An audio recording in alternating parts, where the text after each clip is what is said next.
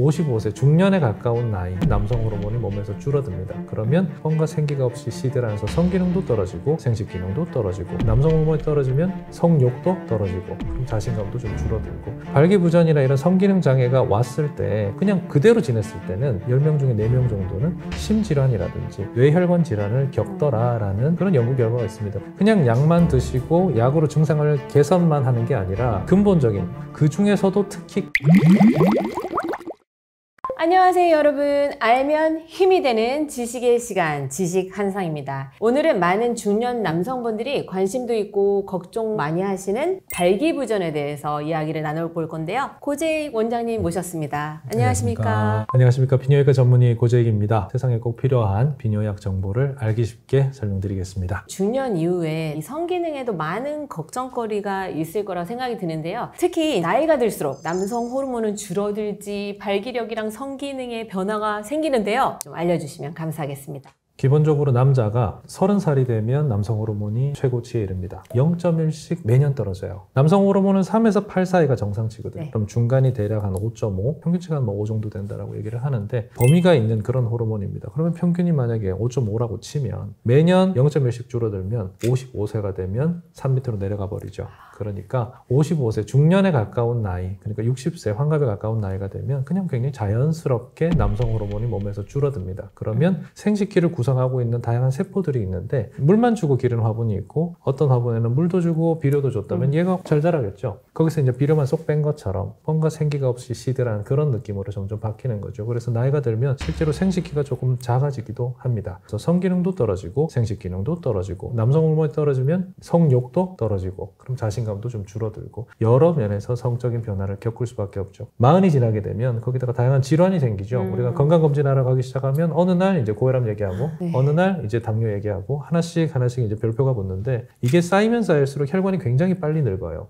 그리고 신경들도 빨리 손상되고 음경이라는 녀석은 사실은 온몸에 있는 혈관이나 신경의 크기로 봤을 때는 좀 작은 녀석들이 위치하고 있습니다. 큰 혈관이 있고 작은 혈관이 있다면 작은 혈관이 당연히 먼저 손상이 되겠죠. 그래서 그게 음경에서부터 표가 나기 시작합니다. 그리고 몸은 건강한데 성기능부터 망가진다. 왜? 난 몸은 멀쩡한데 건강해 보이는데 왜 성기능은 안 좋지? 거기부터 시작인 겁니다. 사실 저도 이제 남성분들이 발기가 잘 안 된다라고 하시면 그거는 그 선생님의 혈관 지표가 무너지려는 신호예요. 이렇게 말씀을 드리곤 하거든요. 왜냐면 음경 해면체는 동맥혈관으로 이루어져 있으니까. 제가 발기부전으로 오셨을 때 그분들을 설득하고 담배도 좀 줄이고 잠도 충분히 주무시고 운동하시라고 설득드리는 가장 근거가 뭐냐면 발기부전이나 이런 성기능 장애가 왔을 때 그냥 약만 드시고 약으로 증상을 개선만 하는 게 아니라 근본적인 운동을 한다든지 다른 기저질환을 찾아서 해결을 해준다든지 이런 걸 하지 않고 그냥 그대로 지냈을 때는 한 3년에서 4년 정도 지났을 때 한 40% 정도 10명 중에 4명 정도는 심질환이라든지 뇌혈관 질환을 겪더라라는 그런 연구 결과가 있습니다. 심혈관 질환은 사실은 작은 일이 아니죠. 그래서 돌아가실 수도 있고 뇌질환 같은 경우에는 반신을 쓸 수 없는 그런 경우까지 갈 수 있는 문제이기 때문에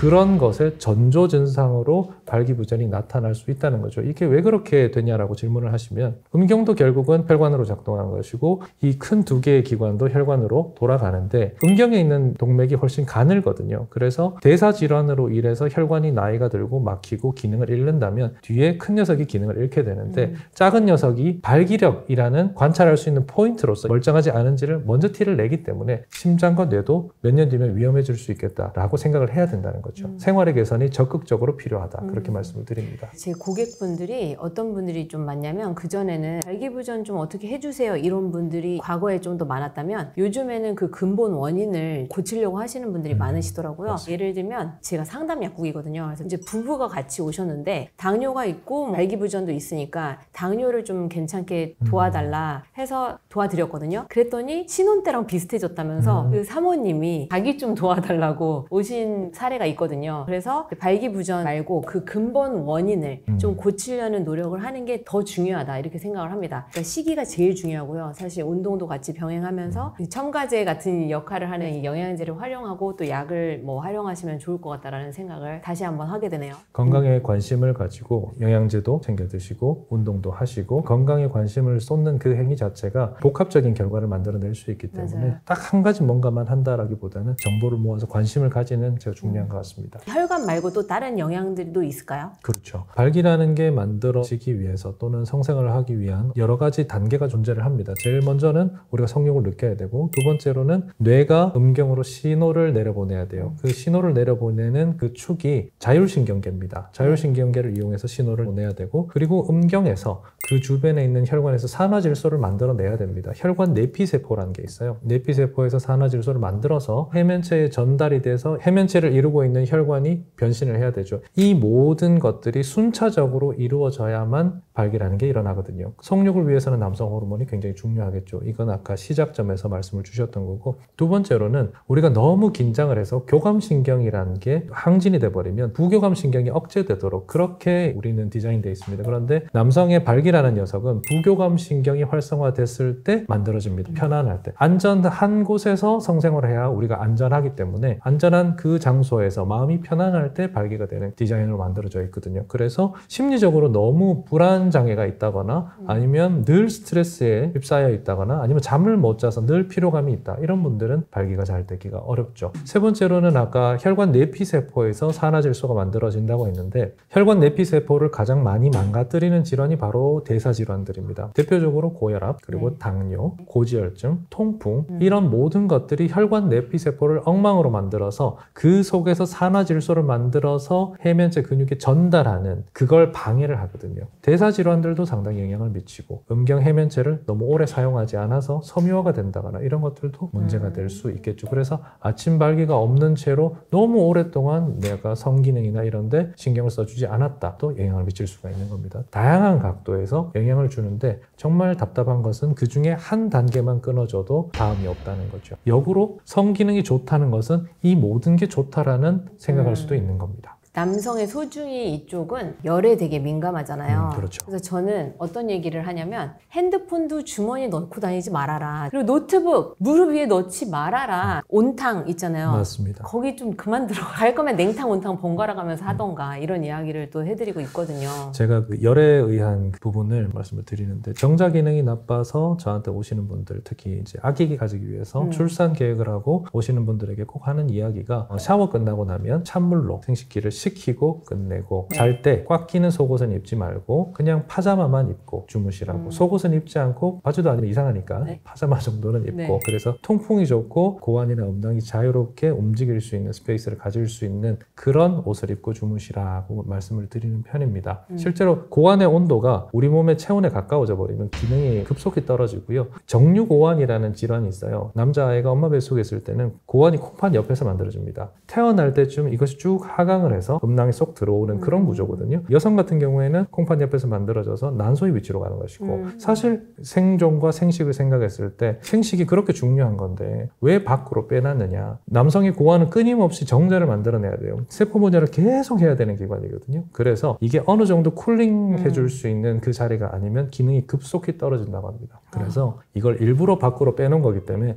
걔를 굳이 따뜻하게 만드는 길을 계속 해버리면 기능을 떨어뜨리는 그런 행위다. 그렇게 말씀을 드리죠. 저는 이제 남성분들이 주무실 때 혈류, 순환 이런 거에도 도움이 되잖아요. 고환을 이렇게 잡으시고 톡톡톡 두들겨 주거나 하는 마사지도 되게 좋을 것 같다라는 생각을 좀 했었습니다. 네, 특히 이제 운동을 잘 못하시는 분들 아니면 뭐 너무 바빠서 이날은 운동 못하고 자는 날이다. 그런 날에는 그런 식으로 가볍게 자극을 해주면 좋고 그런 과정 중에서 가끔씩 고환의 혹이라든지 염증이라든지 이런 자가 검진하는 역할이 있을 테니까 방금 말씀 주신 걸 들을 때 괜찮은 효과일 수 있겠다. 근데 너무 많이 자극해버리면 거기 물리적인 자극에 의해서 염증이 생기곤 합니다. 그래서 아프지 않은 한도 내에서 하는 게 중요하겠습니다. 소중하게 다뤄주세요. 네, 민감해서 뭐 아프게 잘 못할 거예요. 자, 그래서 원장님께서 생각하시는 발기부전 약이 어떻게 작용을 해서 효과를 내는지 설명을 해주시면 감사하겠습니다. 말씀하셨듯이 산화질소라는 게 굉장히 중요하다고 말씀을 하셨잖아요. 그래서 혈관 내피세포에서 산화질소를 만들어서 이게 혈관 평활근으로 딱 하면 스르륵 풀어지는 이완작용을 합니다. 앞에 편에서 제가 말씀드렸는데요. 발기라는 녀석이 수축대 가운데가 꼬여있는 혈관이 길고 똑바르고 팽창된 형태로 바뀌는 거거든요. 쉽게 얘기하면 라면 면발 같은 혈관이 우동처럼 바뀌는 거예요. 그렇게 되면서 혈행이 좋아지고 피가 쏠려 들어오는 건데, 라면처럼 꼬여있던 애가 풀어지게 만들어서 피가 들어와야 되잖아요. 라면이 우동이 된 채로 계속 있어줘야 발기가 유지가 되겠죠. 그러면 우동 같은 혈관이 라면으로 되돌아가면 어떻게 될까요? 시무룩해지겠죠. 그런 원리입니다. 그래서 발기부전 치료제는 우동이 라면이 되는 걸 막아주는 거예요. 팽창이 된 혈관이 재수축하는 것을 최대한 막아주는 것이 발기부전 치료제의 원리입니다. 제일 먼저 개발됐던 게 이제 98년도에 블루 다이아몬드. 예, 맞습니다. 비아그라, 그러니까 실데나필이고요. 그 네. 뒤로 타다라필이 타다라필. 만들어지고 바데나필도 만들어졌는데, 바데나필 같은 경우에는 사실 성격이 비아그라하고 너무 비슷해서 야일라 아니에요? 예, 그렇죠. 그죠? 예. 근데 그 얘기가 있던데요. 야일라가 여자친구가 할지 안 할지 모를 때 고민하다가 할 것 같아. 그럼 그때 싹 먹는 거예요. 그러니까 발현 시간이 빠르다라는 이야기가 있더라고요. 그런 용도로는 요즘 그 아바나필이라고 아바나필이 조금 더 있어요. 빠른 게 하나 나왔습니다. 비교적 최근에 나왔습니다. 부부 생활 하시는 분들한테는 사실 알약이 제일 좋습니다. 알약이 여러 제형 중에서 뭐 씹어 먹는 것도 옛날에 나왔었거든요. 파우더 형태도 나오고 필름 형태도 나오고, 그러다가 지금 이제 필름 아니면 알약으로 굳어졌어요. 근데 확실히 알약이 필름보다는 효과가 좋은 것 같아요. 오. 그런데 부부 생활 하시는 분들은 이제 알약을 챙겨 먹는 게 부끄럽지 않을 수 있는데, 여자친구에게 이걸 들키기 싫은 젊은 분들이 있거든요. 자기야 뭐 가방에 뭐 좀 꺼내줘야 했는데 거기서 알약이 툭 튀어나와 버리면 설명하기도 그렇고 좀 민망한 경우도 있을 수 있으니까 좀 안 보이게 들고 다니고 싶어 하는 사람들이 있습니다. 그래도 만약에 그거를 보시잖아요. 그러면 오빠 약 먹어? 이러지 마시고요. 아, 영양제구나 하면서 이렇게 모른 채 해주시는 센스 꼭 발휘해 주시길 바라겠습니다. 맞습니다. 자존감이 낮아져가지고 안 서요. 심리적인 부분이 정말 강한 부분이죠. 네. 맞습니다. 우쭈쭈 해줘야 됩니다. 강직도에 좀 중점을 두시는 분들은 비아그라와 같은 실데나필, 그리고 지속 시간을 72시간까지 최대한 길게 유지를 하고 싶으면 타다라필 복용을 하시면 되고, 듣기로는 여성분들의 선호도 있잖아요. 네. 타다라필이 더 좋대요. 왜냐하면 지속 시간이 길다 보니까 남성 입장에서도 관계를 하고 다음날 사우나 가서도 좀 자신 있고 그런 시간의 제약이 없으니까 여성 입장에서도 되게 좋다라는 이야기를 들었었습니다. 시간을 딱 맞춰서 약을 먹는 게 되게 스트레스일 수도 있고요. 그런 게 있었어요. 여자친구 만나러 갈 때 시알리스를 한 알 먹고 나간단 말이죠. 근데 그때는 한 알에 15,000원이었거든요. 비쌀 때인데 뭐 오늘은 나 아무 생각 없는데 이런 거 삐지는 거예요. 근데 요즘은 약이 싸져가지고 네. 먹고 나갔는데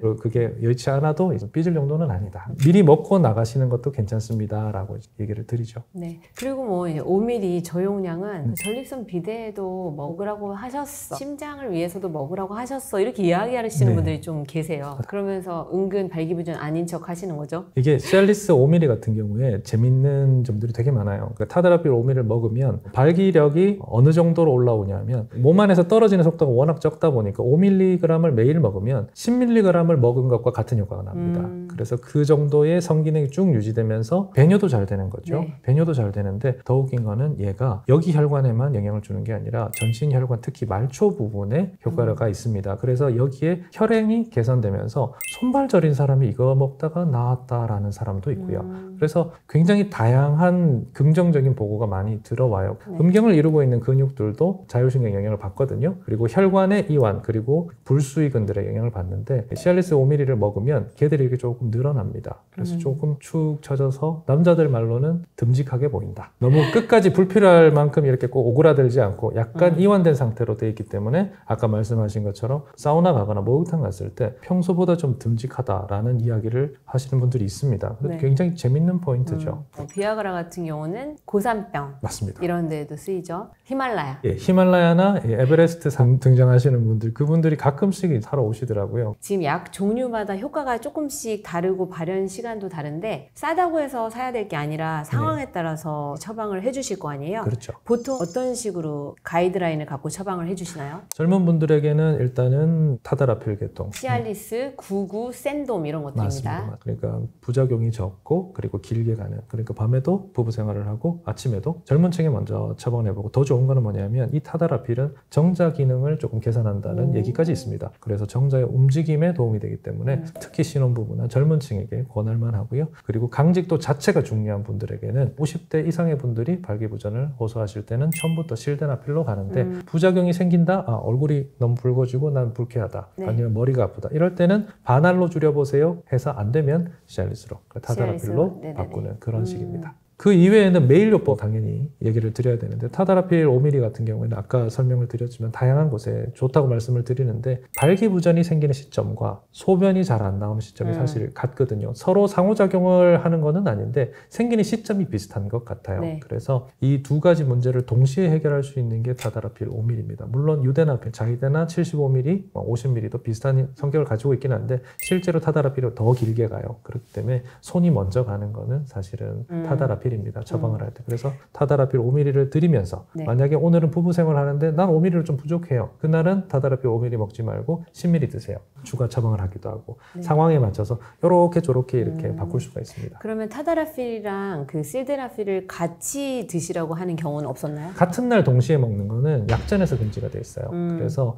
발기부전 치료제 관련 약전을 다 보게 되면 다른 모든 네. 치료와 병용은 피하는 것이 좋다. 뭐 연구 목적을 위해서 뭐 동의서를 쓰고 하는 건 모르겠는데 일반 처방에 있어서는 금지하고 있습니다. 그래서 5mg을 쭉 꾸준히 먹으면 아까 말씀드린 것처럼 타다라필 10mg하고 효과가 같다고 말씀을 드렸죠. 그래서 사실 여기에 비아그라 50mg를 얻는다고 해서 크게 문제가 될 것 같지는 않은데 그래도 정석대로 간다면 비아그라를 먹는 날은 타다라필 5mg는 빼는 게 조금 더 안전하다. 부작용이 또 있잖아요. 맞습니다. 두통, 홍조 막 이런 것들. 두통, 홍조 같은 경우에는 효과가 좋은 애들이 세고 좋은 애들이 아무래도 부작용도 더 강한 것 같아요. 그래서 실데나필을 쓰게 되면 강직도는 훨씬 좋아지는데 강직도가 좋아지는 반면에 시야가 파랗게 변한다든지 시야 이상이라고 부르거든요. 예. 코가 막힌다든지 얼굴이 붉어진다든지 두통도 생길 네. 수 있습니다. 이런 경우가 실데나필에서 많고요. 타다라필 같은 경우에는 근육통. 맞습니다. 이건 사실은 제가 좀 부끄러운 얘기인데 제가 처방하다가 환자분께서 호소하셔서 약전 찾다가 알게 됐어요. 굉장히 드물어요. 드물긴 하지만 실데나필이 아니라 타다라필, 특히 메일요법 하시는 분들 네. 꾸준하게 먹는데 딴 건 다 좋은데 다른 건 다 좋은데 몸살기 같은 게 느껴진다. 근육통 때문이거든요. 그럴 때는 자이데나라든지 다른 약물로 바꿔볼 필요가 있고 이게 타다라필하고 실데나필이 가지고 있는 장단점이 워낙 다르다 보니까 길게 가면서도 부작용이 조금 적고 그러면서도 파워는 조금 더 강직도는 높아지는 약 없어요. 그게 바로 제가 생각하기에는 자이데나인 것 같아요. 거기다 자이데나는 약이 4가지 단계로 유데나필이라고 부르죠. 유데나필 성분명으로 하는 용량이 200ml, 100ml, 75ml, 50ml 이렇게 4단계로 있어요. 네. 그래서 환자에게 맞는 용량을 찾아주기도 용이합니다. 오, 그러네요. 또 필름제로 출시됐던 엠빅스 같은 것도 들고 다니는 휴대성이 좋아서 네. 그런 것들도 좋다라고 설명을 드리죠. 네, 필름형 드실 때는 물 드시면 안 됩니다. 예전에 저희 선배들 중에 좀 짓궂은 선배들은 자기 친구들한테 처방할 때 필름제를 이렇게 주면 이거는 어떻게 쓰는 거야 하면 침을 발라서 음낭 밑에 붙이면 돼 이렇게 농담을 했던 선배가 있어요. 진짜 붙였을 것 같은데요? 예, 그래서 잘 안 된다고 전화가 오니까 사실 먹는 거야 하고 전화를 끊었대요. 예, 친구들끼리는 그렇게 나쁜 짓도 합니다. 발기부전 치료제 말씀을 해주셨는데 필요시 이용하는 것도 나쁘지 않다라고 생각을 하는데 50대 이후는 꼭 드시는 약들이 또 있잖아요. 이 약과 먹지 말아야 될 이런 상호작용이나 음주를 해도 되는지 좀 주의사항이 있으면 좀 알려주세요. 부작용 때문에 우리가 신경을 써야 될 다른 약, 약물 부작용으로 서로 생각을 해야 될 거는 크게 고혈압약이랑 협심증약 그리고 전립선 비대증약이 있습니다. 첫 번째로 고혈압약 같은 경우에는 동시에 먹게 되면 혈압이 떨어질 수 있어요. 왜냐하면 발기부전 치료제의 특성 자체가 혈압을 약간 내리는 그런 특성이 있습니다. 근데 고혈압약이랑 4시간 이내로 만나버리게 되면 상승작용을 하면서 혈압이 떨어져서 어지러워집니다. 주의가 필요하고 똑같은 성질을 가지고 있는 게 전립선 비대증약이에요. 전립선 비대증약의 가장 기본으로 사용되는 알파 차단제 거의 무조건 들어간다라고 생각을 하면 되는 약제가 있는데 알파 차단제를 드시면서 발기부전 치료제를 같이 드시게 되면 어지러워질 수 있습니다. 그래서 발기부전 치료제를 만약에 저녁에 드셨는데 전립선 약을 저녁에 먹어야 된다. 차라리 전립선 약을 하루 그냥 쉬시는 것도 소변 보는 데 큰 문제가 없다면 그게 더 낫지 않을까 그렇게 설명을 드리고요. 발기부전 치료제와 같이 먹으면 안 되는 약 중에서 중요한 게 하나 있는데 협심증 약을 드시는 분들 중에서 질산나트륨 관련된 약들이 있습니다. 그게 혈압과 굉장히 연관이 많기 때문에 이 심장 전문의에게 내가 이 사람에게 발기부전 치료제를 드려도 될까요? 라고 물어보고 약을 처방하는 경우도 많거든요.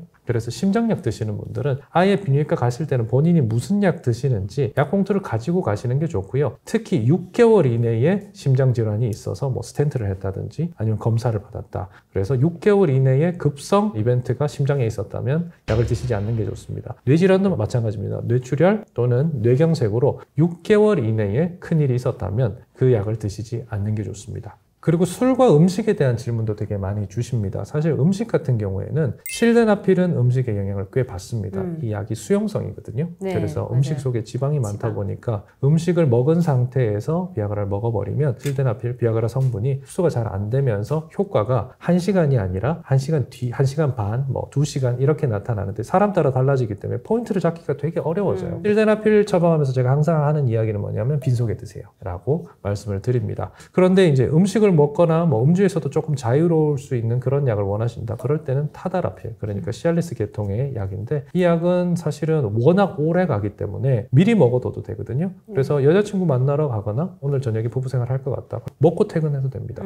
먹고 퇴근하고 자유롭게 식사하시고 뭐 음주를 너무 많이 해버리면 신경 전도가 뚝뚝 떨어져요. 그래서 발기 신호가 잘 안 내려갑니다. 그래서 발기가 잘 안 되기 때문에 적당한 음주, 적당한 식사 같은 건 큰 문제가 없을 수 있다. 그렇게 얘기를 드리죠. 저는 이제 약국에서 드릴 수 있는 안전한 비필수 아미노산이 있는데요. 아르기닌이 네. 왜 에노랑 관련이 있냐면 이 에노라는 기체는요. 천연의 비아그라 역할을 하는 거예요. 심지어 노벨상도 탔어요. 맞아요. 에노라는 기체가. 이 물질이 동맥혈관을 이완시켜주는 역할을 하는데 지금 발기부전 치료제도 그런 역할을 했던 거잖아요. 네. 근데 아르기닌은 산화질소의 전구체예요. 이게 요소 회로에 있거든요. 아르기닌, 시트룰린, 오르니틴. 근데 시트룰린도 바퀴의 같은 일부분이기 때문에 보통 아르기닌, 시트룰린, 오르니틴 배합이 같이 들어있는데요. 이 아르기닌을 좋아하시는 이유는 산화질소의 이제 전구체라서 동맥혈관을 이완시켜주고 운동 전에 드시는 이유도 그 근육으로 영양소와 산소가 잘 가서 근육 펌핑하는 데 도움이 되기 때문이거든요. 이제 발기부전 치료제 나는 먹고 싶지 않거든 했을 때는 아르기닌 먼저 한번 체험해 보시는 것도 좋겠다. 이렇게 말씀을 드리고 싶네요. 근육 발달을 시키면 근육에서 또 산화질소 분비가 많다는 얘기가 있거든요. 근데 근육이 발달하게 되면 남성 호르몬도 높아지기 때문에 네. 산화질소 드시면서 운동하시고 근육 발달시키면서 상호작용으로 더 빨리 좋아질 수도 있겠죠. 고환에서 남성 네. 호르몬이라는 테스토스테론이 만들어지잖아요. 부신이 또 중요한 역할을 하고 네. 또 근육에서 이 부신에서의 테스토스테론 만드는 데 도움을 준다라고 제가 어디서 들은 건데 맞습니다. 그래서 굉장히 중요한 걸 짚으셨는데 근육이 발달한 사람이 왜 남성 호르몬이 높냐라고 얘기를 하면 사실 근육에서는 남성 호르몬 합성 기능이 없습니다. 그런데 전체 합성 기능이 없는 거지 중간 물질을 받아서 조립할 수는 있어요. 그래서 부신이라는 녀석에서 DHEA라는 녀석을 만들어서 우리 몸에 계속 순환을 시키고 있습니다. 그래서 이 DHEA가 근육에 가면 남성 호르몬으로 생합성이 될 수 있어요. 우리 몸속에 있는 DHEA는 양이 많거든요. 네. 그거를 남성 호르몬으로 바꾸고 싶으면 근육량을 늘리면 되는 겁니다. 그래서 그 중에서도 특히 큰 근육에 많대요. 그래서 아까 말씀하셨던 종아리, 네. 그리고 허벅지, 허벅지, 엉덩이 대사두근. 근육 이런 큰 정말. 근육을 많이 기르시면 거기서 남성 호르몬 전환율이 높아지기 때문에 근육의 별명이 제2의 고환이다. 뭐 이런 얘기를 하시는 분들도 있습니다. 네, 근거 있는 이야기였네요. 종아리 운동을 하라고 말씀을 드리거든요. 이유는 뭐냐? 심장이 이렇게 있잖아요. 그리고 이 심장에서 펌핑이 돼요. 동맥혈관으로. 그리고 다시 올라오면 정맥 사용을 해야 되는데 또 올라올 수 있는 제2의 심장이 없어요. 근데 그 역할을 하는 게 바로 종아리거든요. 이렇게 어깨 넓이로 벌려준 상태에서 뒤꿈치 들어주고 앞꿈치 들어주고 삐끗은 좀 자주 하니까 그 안쪽으로 한번 이렇게 해주시는 거를 하나 둘 셋 넷 다여 일곱 하나 둘 셋 넷 다여 일곱 하나 둘 셋 넷 다여 일곱 이런 식으로 평상시에 하시는 거 되게 추천드리거든요. 종아리는 정말 중요합니다. 네, 종아리 둘레를 근육량으로 또 체킹을 하잖아요. 네. 제가 어렸을 때 종아리가 아주 두꺼워가지고 스트레스였는데요. 지금은 자랑스럽습니다. 제일 추천하는 운동 원래는 달리기였는데 달리기라는 게 기후에 따라서 못할 때가 있잖아요. 피트니스 센터에 가야 되는 번거로움도 있고 이럴 요즘에 때. 러닝 엄청 인기라서요. 그렇죠. 그래서 네. 러닝을 할 수 있는 날은 러닝을 하면 좋고요. 러닝을 못하는 날은 저는 줄넘기를 되게 많이 줄넘기는 또 키 성장이 좋잖아요. 예. 젊은 친구들은. 무릎 성장판 자극에도 도움이 되지만 한번 생각을 해보면 우리가 발만 이렇게 움직이거나 아니면 무릎만 움직이거나 골반 관절만 이렇게 어느 한 관절만 이용해서 줄을 넘으려고 그러면 거의 못 넘습니다. 셋을 조화롭게 움직였을 때 줄을 넘을 수 있거든요. 근데 이거는 네. 50대 이상에서는 좀 하기 힘들지 않을까요? 해서 안 아프면 해도 되지 않을까요? 네, 알겠습니다. 통증만 없다면. 네. 근데 줄넘기를 하든 달리기를 하든 좋은 자세로 잘 배우시게 되면 사실 통증 없이 많이 하실 수 있으실 텐데 만약에 통증이 느껴진다. 그럴 때는 이제 다른 운동을 선택할 수밖에 없는데 수영을 많이 권합니다. 아, 수영이요? 예, 수영도 많이 권하고 복싱도 제가 많이 권하는데 복싱이요? 복싱을 얘기를 하면 대부분의 분들이 많이 놀라세요. 어떻게 네. 무릎이 아파서 달리기를 못하는 사람에게 복싱을 권하냐라고 말씀을 하시는데 복싱을 얘기를 하면 제일 먼저 얘기를 하는 게 다치냐 안 다치냐거든요. 시합에만 안 나가면 돼요. 그리고 센터에서 스파링 안 하고 그냥 관장님하고 이렇게 주먹 뻗는 훈련만 하면 되는데 생각보다 다리의 움직임이 많지를 않습니다. 그래서 나는 다리가 아파서 상체 위주의 훈련을 해주세요 라는 식으로 레슨을 진행을 하게 되면 정말 많은 에너지를 사용할 수 있는데 그런 부분에서 상체 근육이 많이 발달하고 대흉근이 많이 발달합니다. 그럼 이쪽으로 발달하면 사실 다리를 못 키우는 것도 충분히 보완할 수가 있고. 네. 원장님 혹시 복싱 하세요? 네, 복싱. 네. 하실 것 같았어, 느낌. 저는 사실 어릴 때 다리를 크게 다쳐서 7km 이상 달리면 부상이 자꾸 생기더라고요. 근데 운동은 더 하고 싶고 단위 시간당 더 많은 운동을 하고 싶은데 다른 쪽을 찾다 보니까 복싱이. 복싱. 자, 그러면 이제 운동까지 저희가 알아봤어요. 마지막으로 네. 또 궁금할 게 당연하지만 신경 쓰지 못하는 부분. 네, 음식이죠. 그렇죠. 성 기능 개선에 실제로 도움이 되는 음식. 굴. 굴 얘기는 상당히 많습니다. 아연 때문에 먹었죠. 네. 또 뭐 있죠? 저는 개인적으로는 가장 많이 권하는 거는 골고루 드시라는 거고요. 그리고 비타민 섭취 같은 것도 사실은 한 가지 비타민에 집중하는 것보다는 여러 가지 비타민이 다 들어있는 채소를 골고루 드시는 거죠. 전 과일은 잘 안 권해요. 저는 과일은 베리륨만 권해요. 당이 너무 많아요. 과일을 드시라는 얘기는 이제는 권하면 안 되는 이야기. 투머치 과일은 네. 지방간을 불러옵니다. 맞습니다. 사실은 불포화 지방산을 잘 섭취를 해야 돼요. 이제 좋은 기름이라고 하는데요. 화학적인 가공이나 합성이 많이 된 기름들은 드시지 말라라고 하거든요. 대표적인 게 콩기름, 옥수수 기름, 카놀라유, 해바라기 씨유 이런 식물성이라는 단어에 당연히 건강할 거라고 생각을 하시고 드시는 분들이 많은데 이거는 이제 씨 같은 것들을 압착을 한 거라 생각보다 많은 가공이 들어가거든요. 올리브유 같은 경우는 과육 부분을 압착한 거기 때문에 좋은 기름을 뽑아내기가 쉽습니다. 다만 엑스트라 버진 올리브 오일로 드셔야 돼요. 퓨어한 거는 퓨어하지 않기 때문에 퓨어하다는 말에 속고서 이제 드시면 안 되고요. 100% 퓨어라는 단어가 네. 나중에 공부해보고 나니까 좀 실망스러웠어요. 네, 아니고요. 꼭 이런 인증받은 거 그러니까 있으신 거 갑자기 드시면 챙겨 좋아요. 먹으면 좋을 게 갑자기 뭐예요? 들기름. 들기름. 저도 제가 안타까운 게 뭔지 알아요? 저도 들기름 너무 좋아하거든요. 네. 근데 그 들기름을 짜는 과정에서 이 방앗간은 높은 온도를 사용을 하기도 하고 네. 그래서 그 온도에 대한 어떤 가이드라인이 딱 정해져 있으면 저는 올리브유보다 들기름을 더 많이 알릴 것 같거든요. 요즘 도심형 방앗간이라고 네. 도심에서 방앗간 내부를 깨끗하게 우리가 식당 가면 주방을 다 공개해서 밖에서 이렇게 어떻게 조리하는지 다 보이는 깨끗한 식당들 있죠. 그런 식으로 이제 기름을 짜시는 분들이 조금씩 늘고 있더라고요. 사실 제가 사는 동네에도 최근에 하나 생겨서 효율이 떨어지더라도 네. 좋은 압착으로 들기름을 만들어 주시는 특히 국산 들깨로 해주시는 분이 계세요. 그래서 정말 좋은 기름을 먹었을 때는 심지어 아무 요리 없이 얘만 그냥 한 스푼에서 내가 먹어보면 맛이 좋더라고요. 네, 건강에도 좋습니다. 비빔밥에도 넣고 여기저기 이렇게 한 스푼씩 넣어서 먹는데 그거는 확실히 도움이 된다고 네, 보십니다. 아무튼 좋은 기름은 항염 식단이기도 하고 성기능 개선에 도움이 된다라고 제가 알려드리도록 하겠습니다. 이 얘기할 때 딱 한 가지 얘기하고 싶은 게 네, 있습니다. 가끔씩 오리고기에 불포화 지방산이 많다고 오리를 조리하고 나면 이렇게 기름이 나오잖아요. 그 기름 못 먹어요. 그걸 따로 드시는 분들이 안 돼요, 안 돼요. 계세요. 그거는 열 처리가 엄청 됐기 때문에 산패됐어요. 산화됐어요. 다른 기름에 비해서 불포화 지방산이 많은 거지 그 안에 포화 지방도 분명히 많을 거거든요. 그리고 트랜스 지방도 많을 것 같아요. 네, 오리 기름이 우리가 얘기하는 엑스트라 버진이나 들기름처럼 그런 불포화 지방산인 것처럼 생각해서 게를 따로 퍼드시는 분들은 절대 안 됩니다. 그건 꼭 알아주세요. 자, 오늘 발기부전에 대한 A to Z 알아봤는데요. 식이뿐만 아니라 운동 그리고 병원에서 하시는 모든 것에 대해서 너무 좋은 말씀 감사드리고요. 다음에는 전립선 건강으로 찾아뵙겠습니다. 감사합니다. 수고하셨습니다.